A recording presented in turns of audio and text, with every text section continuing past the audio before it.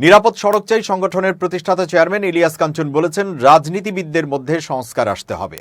তাদের মধ্যে বোধোদয় এলে দেশের মানুষ একটা সুন্দর রাষ্ট্র গঠনের স্বপ্ন দেখতে পারবে।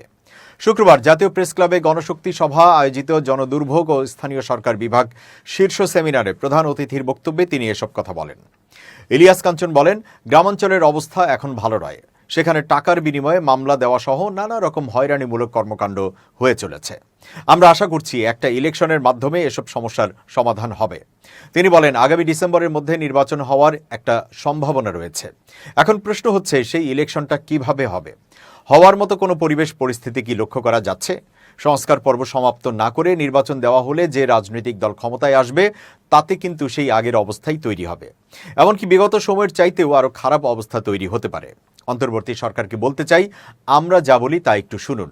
যদি না শোনেন তাহলে আমাদের আর কথা বলার দরকার নেই, কারণ সঠিকভাবে যদি নির্বাচন করতে চান তাহলে আমাদের কথা শুনতে হবে।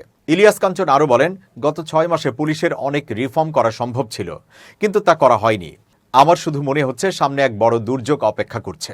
আমাদের মধ্যে এখন ঐক্য নেই, আর ঐক্য না থাকার ফলাফলটা ভালো কিছু বয়ে আনবে না।